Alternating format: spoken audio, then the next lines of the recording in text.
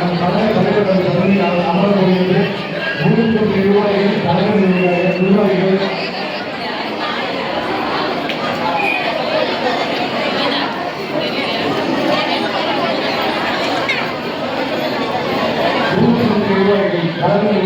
கழக நிர்வாகிகள் வருகின்ற சட்டமன்ற தேர்தலில் கலந்து பணியாற்ற வேண்டும். என்னென்ன பணிகள் தேர்தல் பணியாற்ற வேண்டும், அங்கு நம்ம என்ன மாதிரி செயல்பாடுகளை அந்த தேர்தல் பணிகளுக்கு வரும் சிறப்பு விருதுகளாகட்டும் அல்லது அதுக்கான யுக்திகளை கையாள வேண்டும். நம் கழக நிர்வாகிகள் அதற்கான பணிகளை ஒவ்வொரு வாராக ஒவ்வொரு கூட்டாக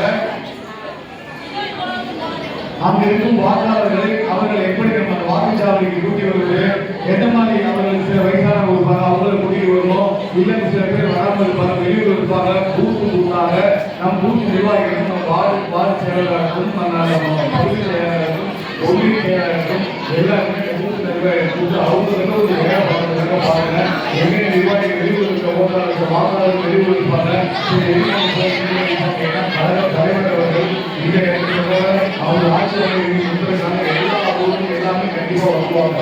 இருந்தாலும் நம் கழக நிர்வாகிகள் அந்த மாதிரி விரிவுபடுத்தி யாராவது விரிவுபடுத்த அவர்களை அலைபேசி வாரியாக தொடர்பு கொண்டு நீங்கள் வர வேண்டும். பூத் நிர்வாகிகள் ஒவ்வொரு பூத்தாக தயவு செய்து ஒரு பூத்து 5 பேர் போட்டுக்கோம். சிட்டியாகவும் ரூரலாகவும் ஒரு கிளைகளுக்கு அதில் எப்படி பார்த்தாலும் ஒரு வார்டு 10 வார்டு இருக்கும், 15 வார்டு இருக்கும். அதில் 400 ஓட்டு 500 ஓட்டு 500 ஓட்டு அதிகபட்சமான 1000 ஓட்டுகள் இருக்கும். அந்த 1000 ஓட்டுகளுக்கு ஒவ்வொரு ஓட்டுக்கு பார்த்தீங்கன்னா 5 பேர், அது ஒரு 200 பேருக்கு ஒவ்வொருத்தராக உங்களுக்கே ஒவ்வொருத்தரையே தயார் செய்து கொண்டு அங்கே இருக்கும் வாக்காளர்கள் வீட்டுக்கு டெய்லி காலையில் போங்க. அந்த வாக்காளரை போய் இருக்கிறது 45 நாட்கள் தான் இருக்கு. நீ வேலைக்கு போக பரவாயில்ல, நீ வேலை செய்யணும் முதலாளிகளும் ஒரு வீட்டிலும் தாய் தங்கை உங்கள் மனைவிக்கு சொல்லிருங்க. இந்த மாதிரி 45 நாட்கள் தான் இருக்கு. நான் கழக தலைவரை முதலமைச்சர் ஆக வேண்டும். இந்த நாட்டு மக்களுக்காகவும் எதிர்கால சந்ததிகளுக்காகவும் குழந்தைகளுக்காகவும் நடவடிக்கை அவர்கள் முதலமைச்சர் ஆக வேண்டும். அதற்காக நான் கடுமையாக உழைக்கிறேன். இப்பொழுதே முதலமைச்சர் சொல்லிவிட்டு நீ எல்லாரும் வேலையெல்லாம் வீடு போட வேண்டாம். காலையில ஒரு 7 மணிக்கு ஒரு 8 மணி இல்லை 10 மணிக்கு வேலைக்கு போகணும்னா 8 to 9 அந்த ஒரு மணி நேரத்துக்கு கிளம்பி வேலைக்கு போயிருப்பான். அதே மாதிரி மாலை வேலையில ஒரு 5 to 6 இல்லை 7 to 8 போகும். ஏன்னா பெரும்பாலும் எல்லாருமே 9 வீட்டுக்கு ஒரு ஆரம்பிச்சிருக்காங்க. 4 பேருக்கு போட்டி வீட்டில் போய் கொஞ்சம் அமைதியாக எல்லாமே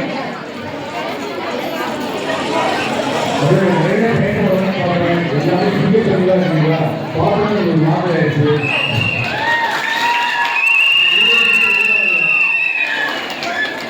இவ்வளோ பேர் இருப்பாங்க. இந்த நேரம் அவங்க காலையில் 5 மணிக்கு இருக்கிறாங்க. அந்த முன்னாடி அதே மாதிரி நேற்று இன்னைக்கு அதே மாதிரி நேற்று கிளம்பி விடணும். நேற்று 8 மணிக்கு காலை 5 மணிக்கு எழுந்துச்சு. 5 மணிக்கு நான் நிறைய எங்கள் கழக நிர்வாகிகள் பூத்து நிர்வாகிகள் எல்லாரும் வந்துருப்பாங்க. அவங்க நிறைய சொல்லாமல் இருப்பாங்கன்னா இவருக்கு வந்து எதிர்பார்க்கல என்ன பேசுறது தோணும். ஒன்னே ஒன்று சொல்லுங்க, தயவு செய்து இந்த நாட்டிற்கு கதை மூலமா நல்ல புரிஞ்சுக்கோமா. எல்லாருமே உச்சநிலையை வந்து வந்தாலும் சொல்றாங்கம்மா. நானும் அதே சொல்ல விரும்புகிறேன். இங்க வயசு கம்மியா இருக்கும் போதுதான் அண்ணன், அதிகமா இருக்கும் போதுதான் முன்னாடி தம்பி, வயசு கம்மியா இருந்தா அண்ணன், அதிகமா இருந்தா தம்பி, அதுக்கு மேல அதிகமா அம்மாவை சொல்றா ஒரு கழக தலைவர்கள் உங்களுடைய பெண்களுக்கான பிள்ளைமா, நீங்க பெண்களுக்கான பிள்ளைகள் எதற்காக அரசியலுக்கு வர வேண்டுமா? முதல் அந்த கேள்வி நீங்க யோசனை பண்ண பாருங்க. இன்னும் 25 ஆண்டு காலம் அவர் அரசியல் இருக்கிறாரு. எவ்வளவு சம்பாதிக்கலாம், எவ்வளவு அவர் சம்பளம் எவ்வளவு தெளிவாக எனக்கு தெரியல. நான் சொல்றேன், என் கழக தலைவருக்கு அவர் தகுதிக்கும் இந்த நாட்டு மக்கள் நேசிப்பதற்கும் அவருக்கு 350 கோடி கொடுக்கலாமா ஒரு படத்துக்கு? அப்ப கிட்டத்தட்ட ஒரு 25 ஆண்டு காலம் அவர் படத்தில் நடிக்கிறார். இந்த நடிகை படத்துல இன்னும் நடிச்சுட்டு தான் இருக்காங்க. வேற பேரெல்லாம் எடுத்து நடிச்சுட்டு இருக்காங்க. அப்ப ஒரு 25 ஆண்டுகள்னா 300 கோடி நான் பயிர்க்கும் 30 எவ்வளவு 3000 கோடி ஆச்சு. அப்ப ஒரு 6000-7000 கோடி ஒரு வெள்ளை பணம் வரி கட்டிய பணம் சம்பாதிக்கிற இந்த காலத்துல எவ்வளவு பெரிய கஷ்டம். நீங்க மாசம் 10,000 ரூபாய் எவ்வளவு கஷ்டப்படுறீங்க. அப்ப இத்தனாயிரம் கோடியை விட்டு தனக்காக உழைத்த தன் ரசிக மன்றத்திற்கும் இந்த நாட்டு மக்களுக்கும் நல்லது செய்ய வேண்டும் என்பதற்காக தான் அரசியல் வராரு. உண்மையே புரிய அவர் சந்தோஷமா ராஜபுர வாழ்கிறதா அப்படின்னா சினிமாவில் ஒரு அந்தஸ்து இருக்குமா? அவர் சினிமா நடிகராக என்ன வேணும் அவருக்கு? சாப்பிடுறதுக்கு இல்லையா? என்ன இல்லை அவருக்கு? அத்தனையுமே சினிமா சூழ்நிலை கொடுத்துருவாங்கல்ல. நான் படம் நினைச்சிருக்கிறேன், ராணுவத்தை போட இருக்கும் அப்படி கவனிச்சுவாங்க. என்ன வேணும்? காலையில் இட்லி, தோசை, பரோட்டா, உப்மா, அத்தனை வெரைட்டி, மதியானம் அத்தனை வெரைட்டி, இரவு அத்தனை வெரைட்டி, அறுபது உணவுகள், நான்வெஜ், என்ன வேணும் எல்லாமே இருக்கிறேமா. அந்த ராஜபோட வாழ்க்கையை விட்டு எதுக்காக வரணும்? கொஞ்சம் யோசனை பண்ணி பாருங்கம்மா.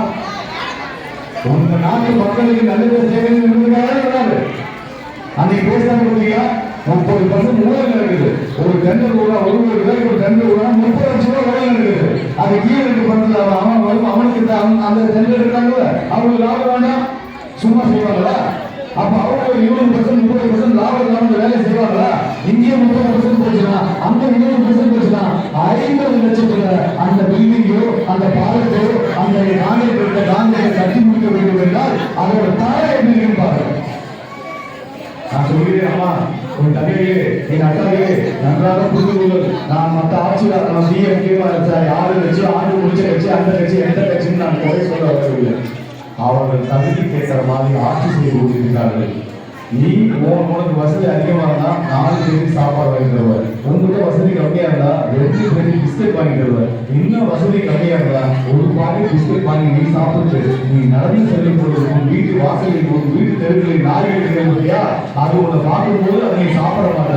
இன்னும் நீ ஒரு சாப்பிட்டு கொடுத்து போற உணர்வுதான் உனக்கு. அப்படி தலைமுறைக்கு மக்களுக்கு செய்ய வேண்டும் என்ற எண்ணத்தோடு தான் வராது. இவ்வளவு வருமானம் சொல்லிட்டு வராது. எவ்வளவு பிரச்சனைகள், எவ்வளவு தனிப்பட்ட தாக்குதல்கள் பாக்குறீங்க, எவ்வளவு அவமானங்கள். சொத்தை விட்டு கட்சி நடத்துற மற்ற ஒரு அரசியல் தலைவர் எல்லாமே சொத்தை அழிச்சுடுற, குடும்பத்துல பிரச்சனை, வெளியே பிரச்சனை, அசிங்கமா பத்தி பேசுறாங்க. ஏன் வராது? நாட்டு மக்களுக்கு நல்லது செய்ய வேண்டும், நம்மளால முடியும், இந்த மக்களுக்கு நல்ல ஆட்சி தர வேண்டும் என்பதற்காக வராது. இந்த கேரளா, ஆந்திரா,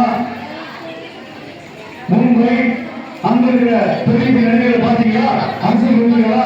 அண்ணன் ராஜ்குமார் ராஜ்குமார் ஆகட்டும், அந்த குடும்பத்தை சார்ந்தவர்களாகட்டும், அரசியல் சாயம் இல்லாம நம்ம நடிக்கிறாங்க. நம்ம வேலை வந்து நம்மளோட தண்ணியை முன்னாடி போறாங்க. அதே மாதிரி வந்து போறாங்கல்ல, எல்லாத்தையும் அரசியல் வரணும். ஆளுநர் அரசியல் போனா போதுமே. ஆளுநர் தலைவர் இல்லாம நாட்டு மக்கள் செஞ்சா என்ன, செய்யலாம் என்ன, இந்த நாட்டு மக்கள் படத்தை பார்த்தா போதும், அது மட்டும் தான் போறாங்க. அதெல்லாம் வீட்டு வராங்க. தயவு செய்து யோசனை பண்ணி பாருங்க, கொஞ்சமா யோசனை பண்ணி பாருங்க. என்னைக்கு நீங்க ஓட்டுக்கு பணம் வாங்காம காசு வாங்காம ஓட்டு போறீங்களோ அன்னைக்கு தான் நீங்க உங்க வாழ்நாளை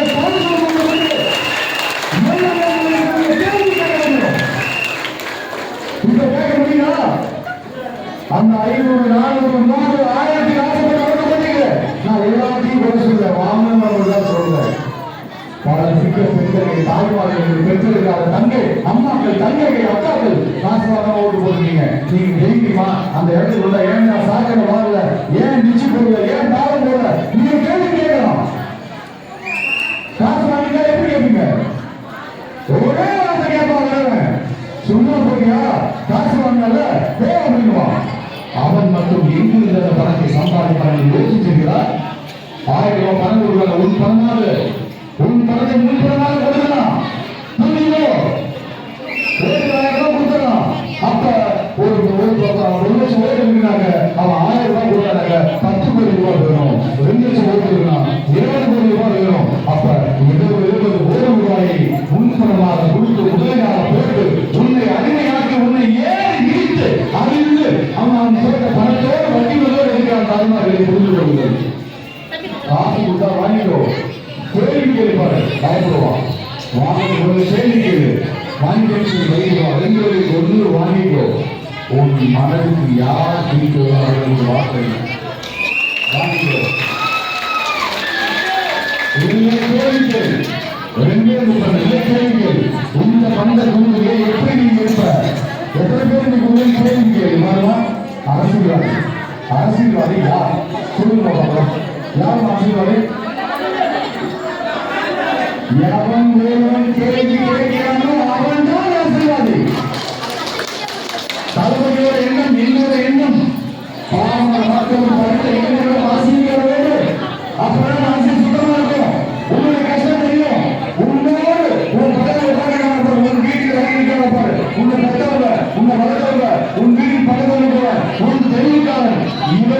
மட்டும்தான் உனக்கு தெரியும் என்ன பிரச்சனை இருக்கும், உனக்கு என்ன பிரச்சனை, வீட்டுல அரிசி இருக்கா இல்லையா கஷ்டம் தெரியும்.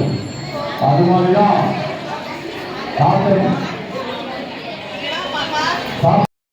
எம்எல்ஏ, அப்பா சிஎம், அண்ணன் எம்எல்ஏ, சித்தப்பா எம்எல்ஏ, இந்த மாதிரி அரசியல் சாய பூச்சி வந்து உங்களுடைய கஷ்டம் என்ன தெரியும் சொல்லுங்க. உங்க கஷ்டம் தெரியுமா? உங்களோடு இருப்பவர்கள்தான் முதலமைச்சர் ஆக வேண்டும். உங்களை நினைப்பவர்கள் உங்களுக்கு நல்லது செய்ய வேண்டும் என்பதுதான் முதலமைச்சர் ஆக வேண்டும். சகோதர சகோதரிகளே, அதனால தலைவர் அதற்காக தான் அரசுக்கு வந்தாரு. உங்களை எத்தனை பேர் எத்தனை பேர் வார்டு மெம்பராக போறீங்க, கவுன்சிலராக போறீங்க, நீங்க வரும். இப்ப எங்க அப்பா எம்எல்ஏ வந்தாங்கன்னா எனக்கு வழி தெரியாது, அரசு வழி தெரியாது, மக்களுக்கு வழி தெரியாது. நான் என்ன நினைப்பேன், உனக்கு காசு தான் நீ ஓட்டு போடுவ, உன்னை வாங்கிட்டு வாங்கும் ஒரு எந்திரமாக நினைப்பேன். உன் கஷ்டம் தெரியாது.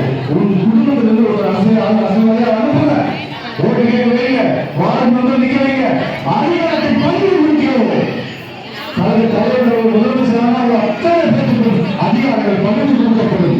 உங்கள் அவர் முதலமைச்சர்னா நீங்களும் முதலமைச்சர் தான். நீங்க எந்த அரசியல்வாதியோ அதிகாரிக்கு போய் கையில் நின்று கேள்வி கேட்க தேவையில்ல, செஞ்சு கேட்க தேவையில்ல, அதிகாரமா சொல்லலாம். என் தம்பி முதலமைச்சர், என் அண்ணன் முதலமைச்சர், என் மகன் முதலமைச்சர் வேலை செஞ்சு நீங்க கேட்கலாம். அதனால நீங்க வந்து முஸ்லிம்களுக்கு போது கை தட்டுறது போது சொல்ல, மனம் உறுதி சொல்றேன். நீங்க நல்லா இருக்கணும், உங்க தலைமுறைக்கு நல்லா இருக்கணும், பெற்றெடுத்த குழந்தைகள், பேரன் பேத்தி அனைவரும் நல்லா இருக்க வேண்டும் என்றால் தலைவர் நமது அண்ணன் ஆட்சியில் அமர வேண்டும். தளபதி ஆட்சி மரண வேண்டும். மரணத்தில் எந்த மாற்றமும் இல்லை. கண்டிப்பாக தமிழ்நாட்டு மக்கள் உறுதி செய்திருக்கிறார்கள். இந்த முறை ஆட்சி பாருங்க, வித்தியாசமா இருக்கும். எங்களுக்கு 65%, 75%, 80% அதிகபட்சமான உழைப்பு பதிவு நல்லது. இந்த முறை 90, 95, 98 இந்த அளவுக்கு வாக்கே போராட வாக்குச்சாலை வாக்களிக்க வருகிறார்கள். அங்கிருந்த பிரச்சனைகள் வரும். இன்னும் வாக்குச்சாவடிகளில் இன்னும் காலங்களில் அதிகப்படுத்திக் கொண்டு மக்களுடைய நேரத்தாமதம் பத்தவில்லை, நேரத்தை அதிகப்படுத்துகிறது. மக்களை கேட்கும் நேரம் இந்த இடத்துல நீங்க பாப்பீங்க. திருவிழா போதும் அங்கங்கே எப்போ திருவிழாவே அந்த நாள் இருக்கும். அவர்களுக்கு மக்களே அவர்களுக்கு ஓட்டு போடுகிறது. அதனால பரவாயில்ல, பிரச்சாரபூர்வமாக இருக்கிறோம்.